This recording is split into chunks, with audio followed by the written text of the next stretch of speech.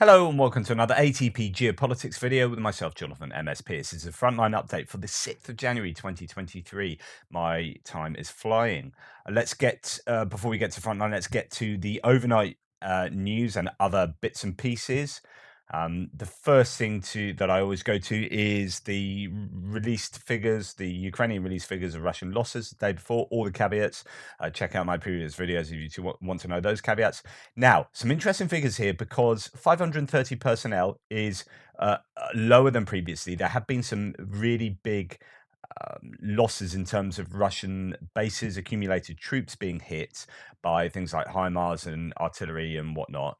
So that's kind of expected to get back to what's been, I guess, the normal average. But then some huge equipment losses: 23 tanks, 16 APCs, 8 artillery systems, 5 MLRS, so multiple launch rocket systems.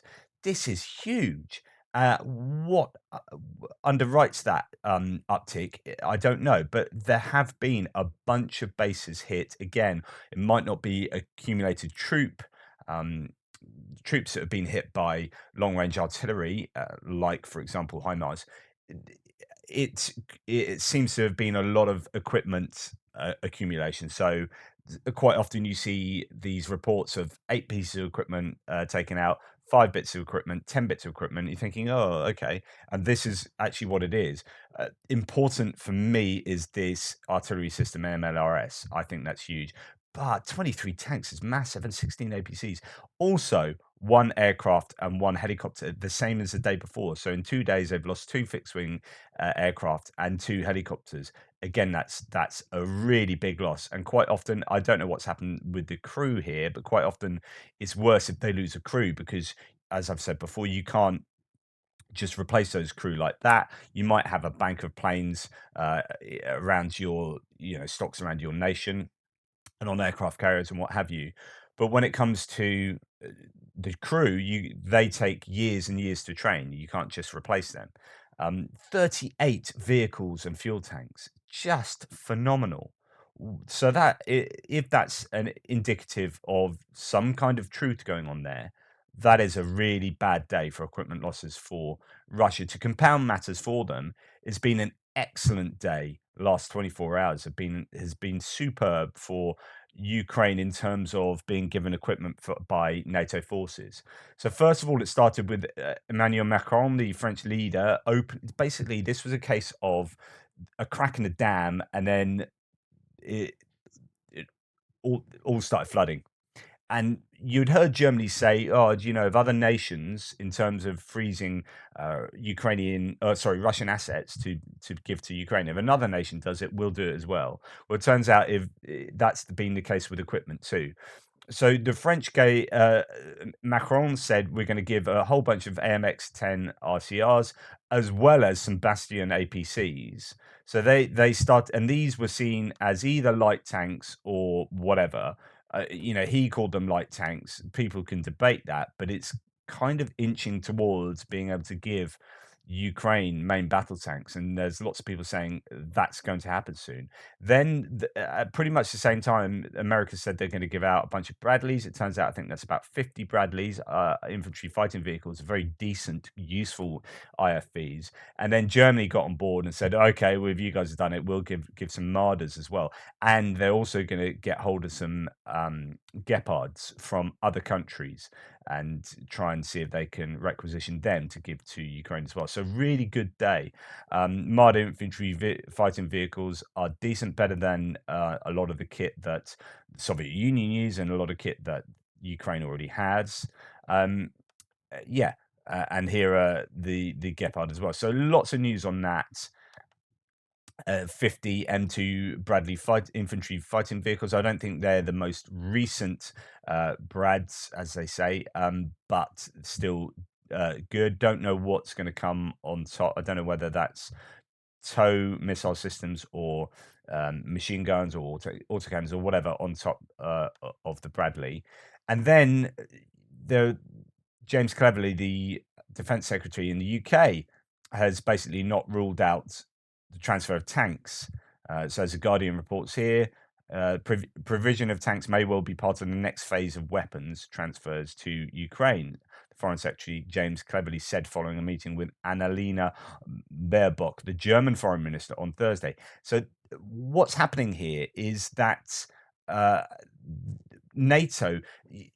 It's easy to think that these are NATO nations unilaterally deciding to give pieces of equipment to Russia, but that's not actually the case. Really, what is the case is that, as this commentator says, the support of Ukraine is being coordinated with NATO through coordinating organizations such as the Euro Atlantic Disaster Response Coordination Center, EADRCC, of NATO. The experts from all NATO nations speak with Ukraine about their needs, civilian, military, etc., and communicates these needs afterwards with NATO allies. After receiving the NATO request, member states discuss who could deliver what and when. So while the help sent by individual members seems random, it is most certainly not. The same goes for Germany. Now, that said, um, there does seem to be be a little bit of reactiveness here, where Germany has seen what other people are doing and said, "Okay, we will do that," but don't think that this isn't coordinated, and don't think that America isn't also playing its part. From what I understand, Biden has been making some pretty important phone calls that have been fairly persuasive. So again, Biden deserves some props here, at least from what I've been hearing. But as well, this is from November the 20th, and this is a month and a bit out of date now. Uh, but this shows how uh, things have changed, really, in terms of states giving Ukraine assistance. Germany is now the second biggest contributor to Ukraine behind the US. So, wow, the worm has turned. Things have changed. They were getting so much criticism early on, and now Scholz and his administration have really turned things around. And the same can be said for France, although I'm going to say a little bit soon that sometimes we don't quite know what France is actually doing. As I've said many times, their defense industry is fairly secretive in what they give away. France doesn't really communicate that. So, it could well be that they've been fairly generous for some time, but they haven't telegraphed it to everyone. And the UK there, so before in Britain, we were all going, "Oh, how wonderful the UK is! Isn't Boris Johnson wonderful?" And Ukraine was saying how wonderful Johnson was, and he became this hero.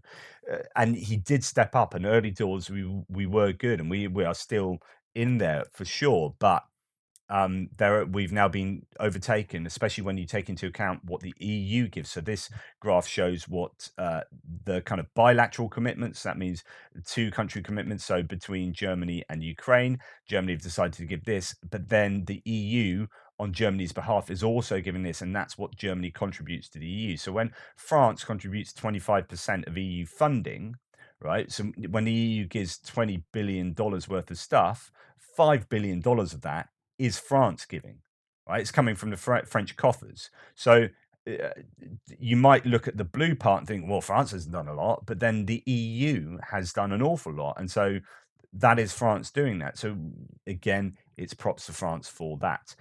And speaking of the French, there's been one of these found by Russians unexploded on a field. Now, these are 155 millimeter bonus anti tank shells that are a Franco-Danish thing. I won't go into them in huge amounts of detail, but what they do is you fire them up on a parabolic trajectory, and as they're above a tank, they kind of split apart and send out a bunch of almost like cluster munitions that then radar um, identify the target and then go down on top of it and blow it, a bit like a sort of javelin or an NLAW, I think.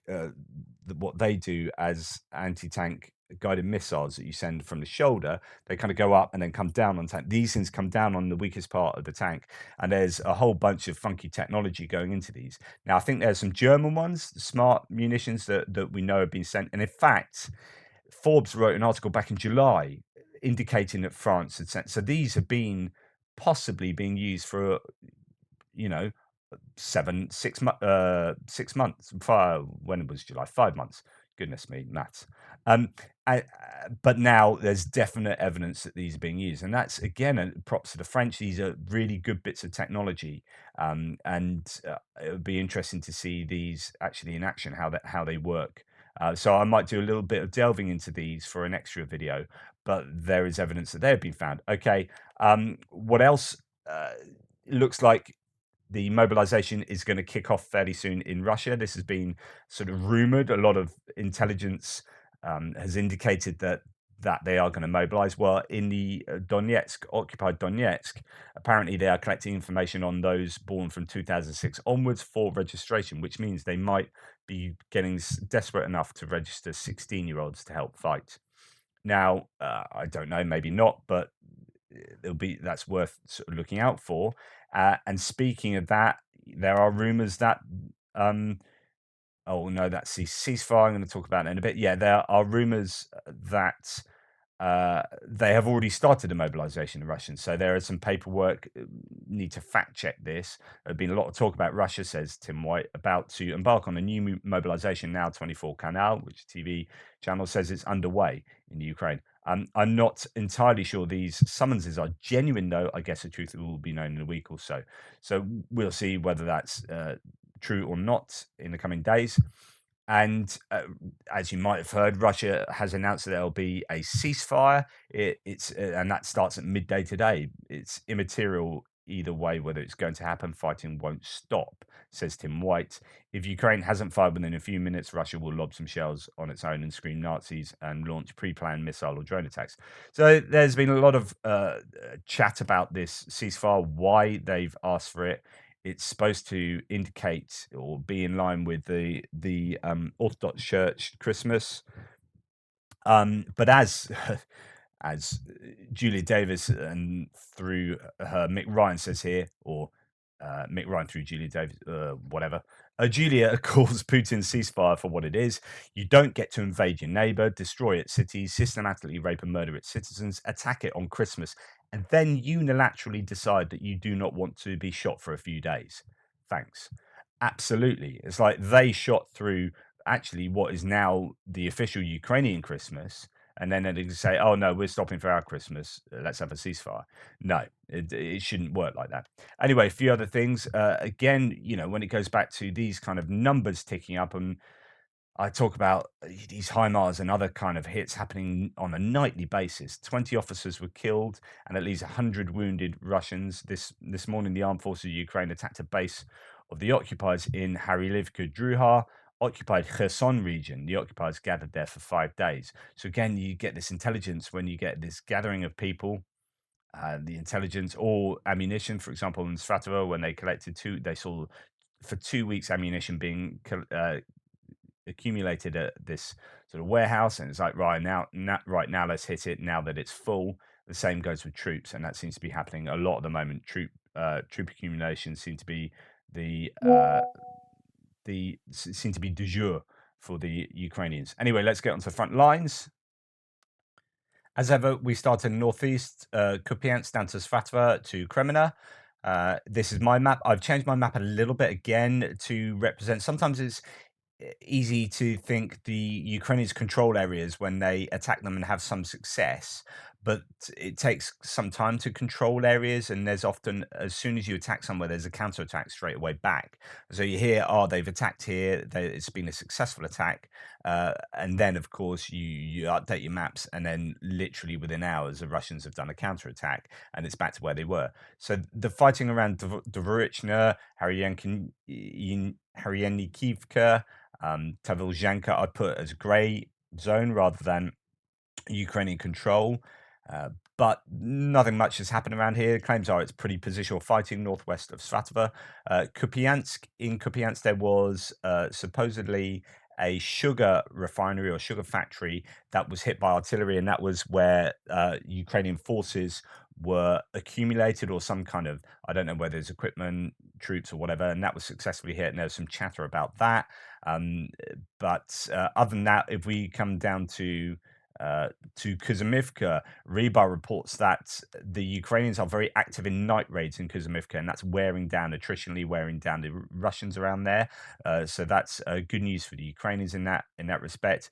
But other than that, it's nothing much has moved here. I have moved the map back to represent a grey zone around Orlyansk, Ivanivka, even, and Yehidny. I know that I said previously Yehidny was captured, or liberated. And I think it was at the time, but these things kind of there seems to be an ebb and flow to these things.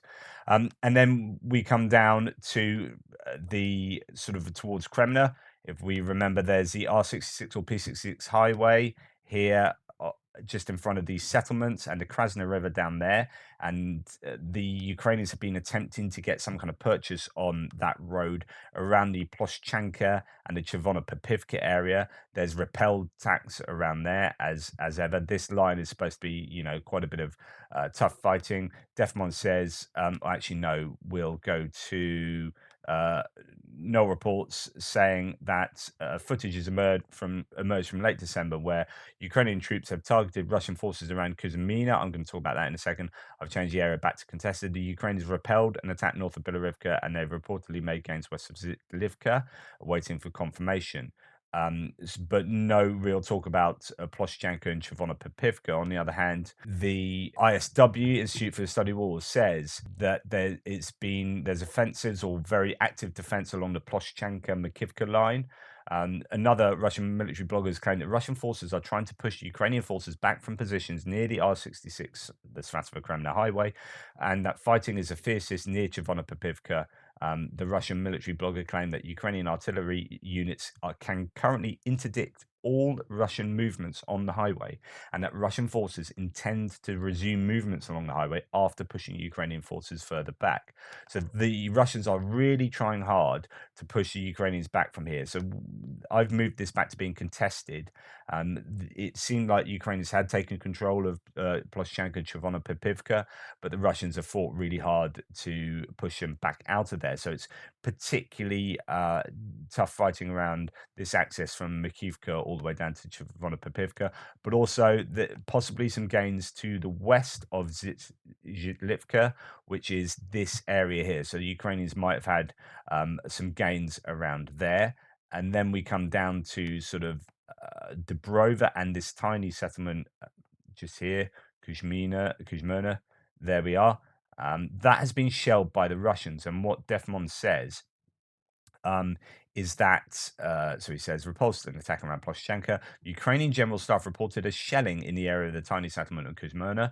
This is the first time that I think it might indicate some advances in the area by the Ukrainians. So it could be that they have made advances around here. I've already got this as both, reported as Ukrainian controlled area and Russian controlled area. It depends what mapper you look at, which source.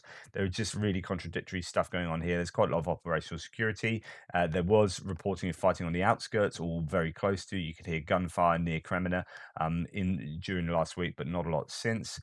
And there's quite a lot of fighting going around Bilorivka. So if we look at what no reports are saying, repelled attack north of Bilorivka. So fighting going on there. So we come down south here, past Shpirny. Not a lot of news about Shpirny, Berestova, Bilorivka here. We hit Yakovlivka, Soledar, Bakhmutska, and the rest of Bakhmut. Now, pretty bad news for the Ukrainians around here. As I talked about previously, Yakovlivka to me appears like the domino that sets off the other dominoes falling. And as Yakovlivka fell to the Russians, it allowed them to flank around really to the northeast of Soledar. So yesterday, my map was basically a little bit of this and there. It went around sort of like that. And today it looks very different. So really, the Ukrainian lines, I think, were something like that, maybe up here, and I can't remember exactly, but it looks something like that. And then down there, and there was, parts of Bakhmutsk possibly still under Ukrainian control. Anyway, today it's all very different. And in fact, it looks like the whole of Bakhmutsk is definitely under Russian control now. And the whole southern part of Soledar, which goes up towards here, there are salt mines around here, mines that allow the Ukrainians to sort of move around, pop up behind the Russians. A bit of talk about that going on. But the problem is for everything around here is that as the Russians move northeast, they are able to flank there as well. So Yakovlivka certainly did seem like it was the linchpin for these towns being able to be taken. Krasnohora is now under threat, attacks towards there. Now, if Krasnohora goes, then Pidorodny is able to be flanked from the north, and then you're really into northern Bakhmut. The other thing is that these roads are very soon going to be under some kind of fire control or direct control of the Russians. And if these uh, are lost to the Russians, or if that road is lost to the Russians, then it becomes increasingly more difficult for the Ukrainians to get logistics to get supplies into Bakhmut and to defend it effectively. It's worth looking at the topographical map here. So you've got Soledar here, Bakhmutska. So this was where the front line was yesterday. I wonder if I can draw on here. So it looks something like that. And now it's more like that. Um, and the Russians have the high ground around here. So it makes it easier for them to conduct their attacks down into Soledar, the northern part of Soledar anyway, or northwestern part of Soledar. So yeah, that's the northwestern part of Soledar. They've got the high ground there. They can attack down into it. It's looking bad in Soledar. All the sources are basically, saying it's that way, and things aren't looking good. And in fact, Null Reports has just brought out a more recent one as well, uh, pretty much suggesting that it's a bit of a problem. Except I can't find it. Typical. Yeah, so this is originally what they said. Russia's making gains east of Bakhmut towards Pidorodny along the M03 highway. We need more visual confirmation. The same goes for the area east of Soledar, where Russian troops push from Yakovlivka. Ukrainians targeted Russian forces entrenched in Ivanograd. I will show you that. But now he admits it's got worse. So he's got it as grey zone, but I would say that's Russian control. They've pushed all the way up here. He's updated the situation an hour ago. The situation in Soledar has reportedly worsened. Both my personal and open Ukrainian Russian sources indicate that the Russian troops were able to establish themselves in the southern part. There are now battles going on north of the Canal plant. I suspect most of Bakhmutsky has fallen. Just to let you know where the Canal plant is, that is this large sort of white building there. So everything is kind of like operating north of that. There's obviously fights all north of that plant. Anyway, as we come down south into Bakhmut, there's fighting on the edge of Pidorodny. That is a worry. And as I say, if Pidorodny is flanked, and that falls, then these roads are in trouble here. But as we come down to the east of Bakhmut, Rebar says that Russians have control of basically all of Maximienko Street. So this street here. So the Russians are now knocking on the door of the east again. They've got this industrial zone sort of pretty much cleared. There's, I think, a gypsum mine or something on Lumumbi Street that they have control of. They don't have control of the garbage waste sorting plant here. So that is something that Rebar have admitted. They're moving towards that, but they don't have control of that. So that's good for the Ukrainians. So just to let you know what the Russians themselves say. So this is Rebar in Bakhmut itself. Wagner units are advancing in several directions. The control zone near Labour Reserve Street has been expanded. Most of Maximienko Street is under the musicians' control, so that's Wagner, advancing south towards the garbage plant. The gypsum factory on Lumumba Street is cleared.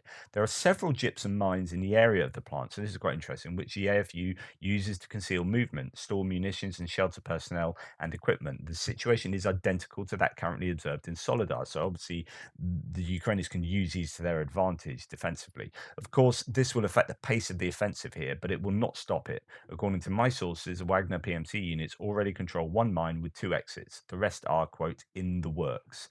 So, yeah, not looking great around that area of Bakhmut either for the Ukraine, or at least they're under pressure.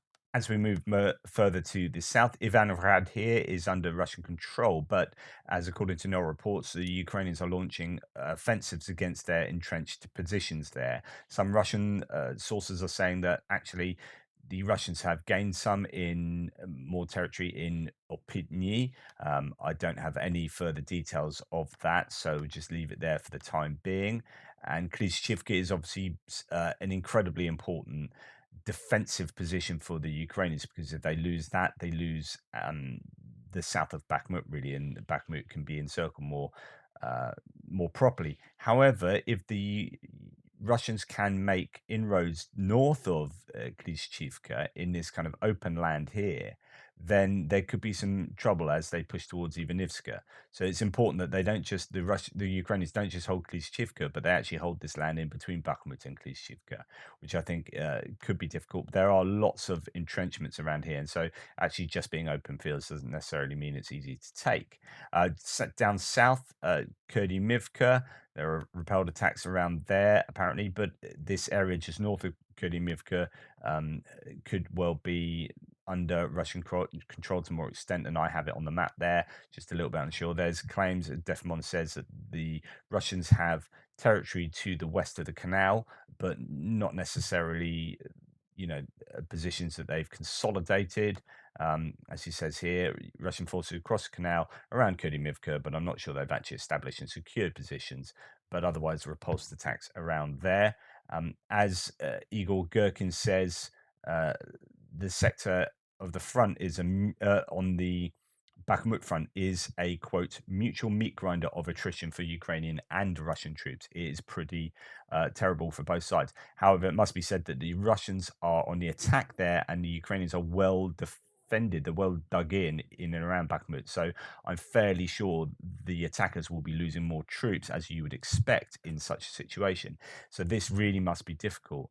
There is no game changer for the Russians, and this is super, super important. Okay, let's just talk about this for a second. So, the Ukrainians, as we have seen from the last couple of days, right, they can tap into NATO and all sorts of allies, both in terms of finances, but also militarily for game changing pieces of equipment. I think things like HIMARS are game changers. If they get other sort of rockets or other missile capabilities, they might be game changers.